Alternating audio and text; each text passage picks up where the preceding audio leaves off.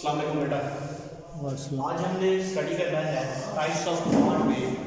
हमारे पास है coordinate, covalent bond हमने पढ़ना है। इससे पहले हमने कोवैलेंट बॉन्ड को स्टडी किया था। आज हमें स्टडी करना है कोऑर्डिनेट। बेटा ये लफ्ज खुद ही बता रहा है, इसके अंदर कोवैलेंट तो होगा, यानी वैलेंस इलेक्ट्रॉन की शेयरिंग तो होगी, लेकिन कुछ इस तरह से कि कोऑर्डिनेट हो। हाँ जी, वैलेंस इलेक्ट्रॉन इकट्ठे तो होंगे, मिलेंगे तो सही, बॉन्ड तो बनेगा कोवैलेंट, लेकिन कोऑर्डिनेट का मतलब कोऑर्डिनेशन के साथ। इसमें कोऑर्डिनेशन का क्या मतलब है, गौर से सुनिएगा बेटा, बहुत अहम बात। कोऑर्डिनेट का मतलब ये है कि इनमें से, उन एलिमेंट में से, उस मॉलिक्यूल में से, उस स्पीशीज में से एक स्पीशीज, दो स्पीशीज में बॉन्ड बनता है, उनमें से एक जो स्पीशीज है वो इलेक्ट्रॉन का जोड़ा देगी, पेयर ऑफ इलेक्ट्रॉन डोनेट करेगी, और दूसरी species pair of electron accept करेगी। हाँ जी बेटा, यहाँ पर दोनों स्पीशीज एक एक इलेक्ट्रॉन, दो इलेक्ट्रॉन, तीन इलेक्ट्रॉन नहीं दे रहे।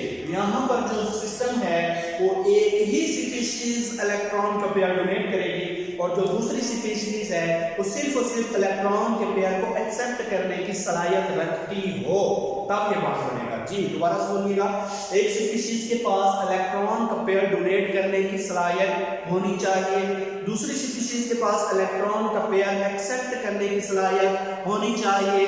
तो इन दो स्पीशीज के दरमियान जो बॉन्ड बनेगा इसका नाम होगा कोऑर्डिनेट। हाँ जी, ये क्या कर रहा है, उसे कोऑर्डिनेट कर रहा है कोवैलेंट बॉन्ड बनाने में। इस बॉन्ड को हम बोलेंगे कोऑर्डिनेट कोवैलेंट बॉन्ड। तो बेटा इसके अंदर वन स्पीशीज जो है डोनेट पेयर ऑफ इलेक्ट्रॉन, और अदर स्पीशीज जो है एक्सेप्ट पेयर ऑफ इलेक्ट्रॉन। बेटा इसको आप पहले स्टडी कर चुके हैं। ऐसी स्पीशीज जो इलेक्ट्रॉन का पेयर डोनेट करती है उसे हम लीवेस बेस बोलते होते हैं। जी ये पहले आप स्टडी कर चुके हैं। लीवेस बेस क्या होती है, ऐसी स्पीशीज जो इलेक्ट्रॉन का पेयर डोनेट कर सके, और लीवेस बेस क्या होते हैं जो इलेक्ट्रॉन का पेयर एक्सेप्ट कर सके। लीवेस एक बंदे का नाम है, उसने एसिड और बेस की डेफिनेशन दी थी कि ऐसी स्पीशीज जो इलेक्ट्रॉन का पेयर डोनेट कर सके वो बेस हो गई, और ऐसी स्पीशीज जो इलेक्ट्रॉन का पेयर एक्सेप्ट कर सके वो एसिड हो गया। इस वजह से इनके नाम पड़ गए लीवेस एसिड और लीवेस बेस के।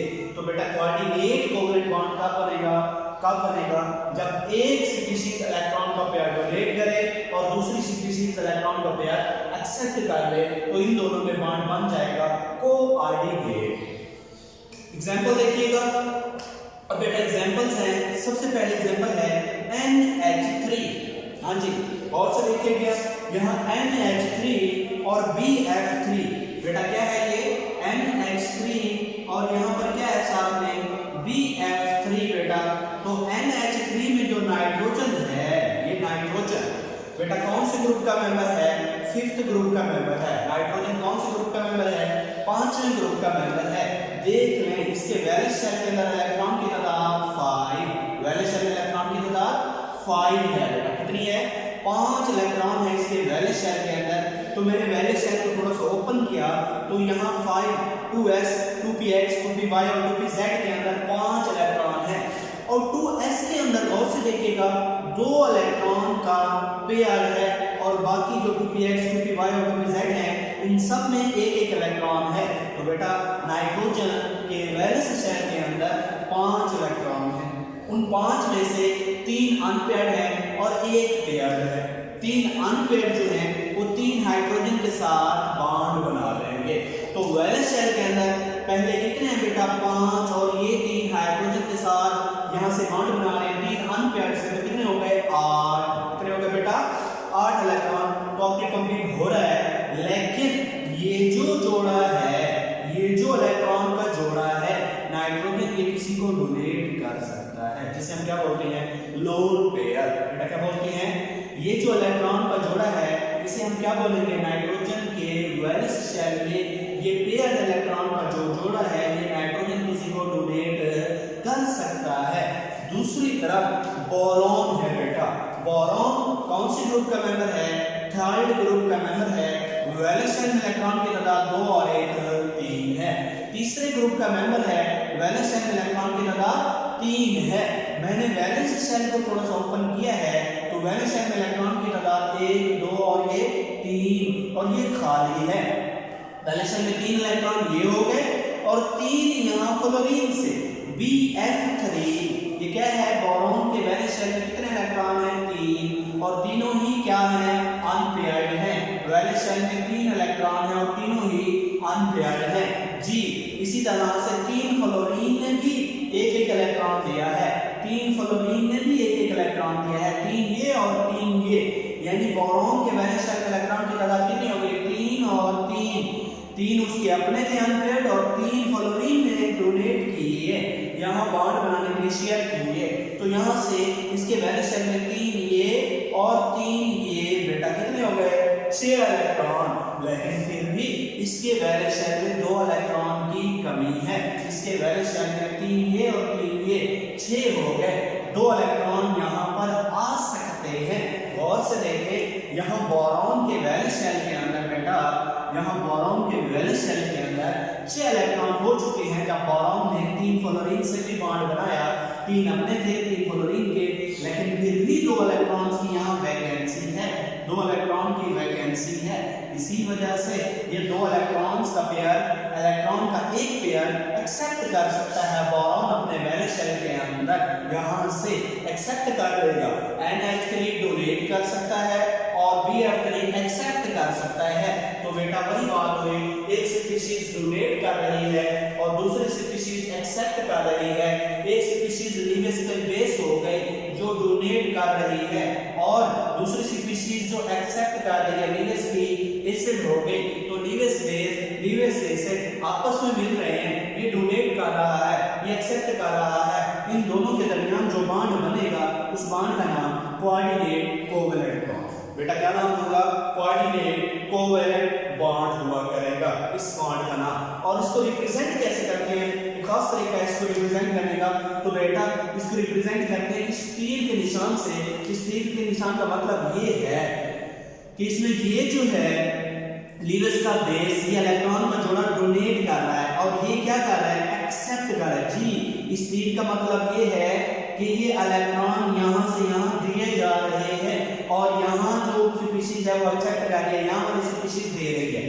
इसके बाद एक और एग्जांपल बेटा इसको देखें गौर से, NH3। तो अभी हमने स्टडी किया नाइट्रोजन कौन से ग्रुप का मेंबर है, नाइट्रोजन 5th ग्रुप का मेंबर है, नाइट्रोजन 5th ग्रुप का मेंबर है। तो बेटा नाइट्रोजन 5th ग्रुप का मेंबर है, एटॉमिक नंबर 7 है, 1s2 2s2 और 2p कितने हो जाएंगे इसके अंदर 4 और एटॉमिक नंबर कितना है 7, तो यहाँ 3 इलेक्ट्रॉन आ जाएंगे। वैलेंस शेल कौन सा है बेटे, तो बेटा यहाँ से ये वैलेंस शेल है, ये वैलेंस शेल है। इस वैलेंस शेल के अंदर आप वैलेंस शेल को ओपन करें 2s 2px 2py और 2pz।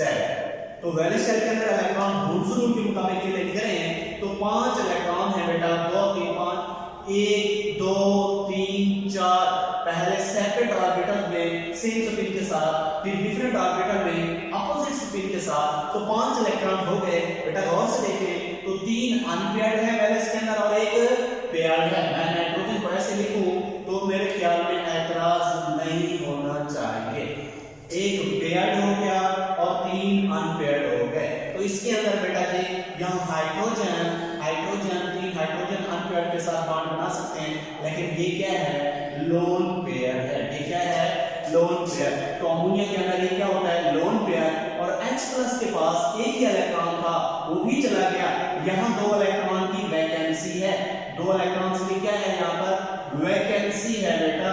तो 2 इलेक्ट्रॉन की इसके पास वैकेंसी है और इसके पास एक लोन पेयर है, यानी 2 इलेक्ट्रॉन का एक जोड़ा है जो ये इनसे डोनेट कर सकता है, इसके पास वैकेंसी है, ये इसे डोनेट करेगा और ये एक्सेप्ट करेगा। तो बेटा ये लीवेस बेस हो गया और ये लीवेस एसिड हो गया। तो लीवेस एसिड जो एक्सेप्ट कर रहा है, लीवेस बेस डोनेट कर रहा है, इन दोनों के दरमियान में जो बॉन्ड बनेगा उस बॉन्ड को हम बोल देंगे कोऑर्डिनेट कोवैलेंट बॉन्ड। क्या बोल देंगे कोऑर्डिनेट कोवैलेंट बॉन्ड। उसके बाद बेटा ये एक एग्जांपल है, आप देखें यहाँ ऑक्सीजन छठे ग्रुप का मेंबर है, उसके वैलेंस शेल में इलेक्ट्रॉनिक कॉन्फ़िगरेशन देखें तो वैलेंस शेल में 1s2 2s2 2p4, valence shell में कितने इलेक्ट्रॉन है 2 और 4 6। तो हॉर्न्स रूल के मुताबिक आपने फिलिंग करनी है 2s2 px 2py 2pz के अंदर पहले सब में एक एक इलेक्ट्रॉन विद सेम स्पिन, फिर आपने सेम ऑर्बिटल के अंदर डिफरेंट स्पिन के साथ ऑर्बिटल्स के अंदर आपने इलेक्ट्रॉन को प्लेस करना है हॉर्न्स रूल के मुताबिक। तो बेटा यहाँ पर आप गौर से देखें तो ये दो अनपेयर्ड है और ये दो पेयर्ड है, यानी ऑक्सीजन का मैं अगर बनाऊं वैलेंस शेल के अंदर तो दो पेयर्ड और दो अनपेयर्ड और दो अनपेयर्ड इलेक्ट्रॉन होते हैं वैलेंस शेल के अंदर। ये दो पेयर्ड तो किसी से बॉन्डिंग में हिस्सा नहीं ले सकते, जिसे हम क्या बोलते हैं लोन पेयर, क्या बोलेंगे, और इनको क्या बोलेंगे बॉन्ड पेयर।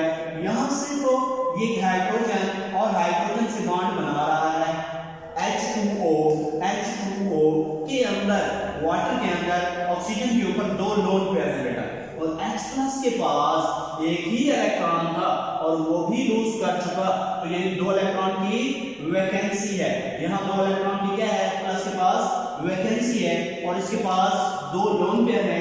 ये एक लोन पेयर से डोनेट करेगा, ये लिवेस बेस हो गया और ये लिवेस एसिड हो गया, तो इन दोनों में जो बॉन्ड बनेगा H2O और एक H, ये H2O और ये जो बॉन्ड बना है बेटा, इस बॉन्ड को हम क्या बोलेंगे कोऑर्डिनेट कोवैलेंट बॉन्ड, क्योंकि ये जो है एक लोन पेयर से एक्सेप्ट डोनेट कर रहा है और ये वाला हाइड्रोजन एक्सेप्ट कर रहा है, दोनों में जो बॉन्ड बना है वो है कोऑर्डिनेट कोवैलेंट बॉन्ड। इसके बाद बेटा अल्कोहल क्या है, अल्कोहल को गौर से देखें तो बिल्कुल सेम वाटर की तरह से इसके अंदर भी दो लोन पेयर और यहाँ लोन पेयर और दो बॉन्ड पेयर है।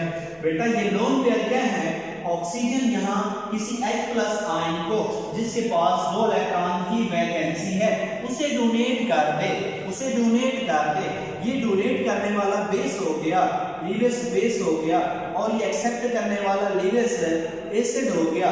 बेटा यहाँ लिवेस बेस और लिवेस एसिड ये डोनेट कर रहा है और ये एक्सेप्ट कर रहा है, इन दोनों के दरमियान में जी जो बॉन्ड बना है ये लिवेस बेस हो गया ये, और ये लिवेस एसिड हो गया, इन दोनों में जो बॉन्ड बना हुआ है इसको क्या बोलेंगे कोऑर्डिनेट कोवैलेंट बॉन्ड। तो बात समझ आ रही होगी मेरे ख्याल में। इसके बाद बेटा ये ईथर है, तो ईथर को भी गौर से देखें, बिल्कुल सेम वही फार्मूला, यहाँ भी ऑक्सीजन है सेंट्रल एटम, तो ऑक्सीजन के आपको पता है छठे ग्रुप का मेंबर है, उसके वैलेंस शेल के अंदर हमने देखा दो लोन पेयर है, दो बॉन्ड पेयर है, तो दो लोन पेयर जो है बेटा यहाँ इनमें से एक लोन पेयर H+ आयन जिसके पास एक इलेक्ट्रॉन था हाइड्रोजन के पास, जब वो आयन बना तो उसके पास वो इलेक्ट्रॉन भी चला गया, दो इलेक्ट्रॉन की इसके 1s में वैकेंसी है बेटा, दो इलेक्ट्रॉन की यहाँ वैकेंसी है और यहाँ दो लोन पेयर है, इनमें से एक लोन पेयर इसे डोनेट कर रहा है और यहाँ जो बॉन्ड बन रहा है ईथर और H+ आयन के अंदर, इस बॉन्ड को हम क्या बोलेंगे कोऑर्डिनेट कोवैलेंट बॉन्ड। क्या बोलेंगे बेटा कोऑर्डिनेट कोवैलेंट बॉन्ड। उसके बाद बेटा बहुत सारे अमाइंस हैं, प्राइमरी हैं, सेकेंडरी हैं, टर्शियरी हैं। आपके पास प्राइमरी अमाइंस हैं बेटा, सेकेंडरी अमाइन है बेटा, या टर्शियरी अमाइंस हैं बेटा। तो इन तमाम अमाइंस को जब आप H+ के साथ ऐड कराते हैं, इन तमाम अमाइंस के ऊपर क्या है लोन पेयर है। हाँ जी, ये तमाम अमाइंस क्या है लोन पेयर डोनर हो सकते हैं, और H+ आपको पता है इसके पास दो इलेक्ट्रॉन्स की कमी है, तो इन तमाम अमाइंस में प्राइमरी, सेकेंडरी या टर्शियरी अमाइन जो है H+ आने के साथ जब बॉन्ड बनेंगे तो वो बॉन्ड कौन सा हुआ करेगा कोऑर्डिनेट कोवैलेंट बॉन्ड। तो बेटा ये प्राइमरी अमाइन NH2 NH, यहाँ दो बॉन्ड है, तब भी ये किसी से बॉन्ड बना सकता है, ये भी किसी से बॉन्ड बना सकता है लोन पेयर से। तो बेटा ये तीनों ही प्राइमरी, सेकेंडरी और टर्शियरी अमाइन जो है H+ से इलेक्ट्रॉन डोनेट करके कोऑर्डिनेट कोवैलेंट बॉन्ड बना सकते हैं। इसके बाद बेटा PH3, हाँ जी, इसके पास भी फास्फोरस के ऊपर भी, ये भी 5th ग्रुप का मेंबर है, इसके पास भी एक लोन पेयर है, बिल्कुल नाइट्रोजन या अमोनिया की तरह से, NH3 की तरह से, ये भी इलेक्ट्रॉन का पेयर जो है डोनेट कर सकते हैं। इसके पास एक लोन पेयर है और इसके पास वैलेंस शेल में दो इलेक्ट्रॉन की कमी है, तो बेटा ये फास्फोनियम आयन जो बनता है ये भी किससे बना है, कोऑर्डिनेट कोवैलेंट बॉन्ड। उसके बाद बेटा जी HClO2 है, HClO3, HClO4, ये ऑक्सी हैलाइड्स हैं।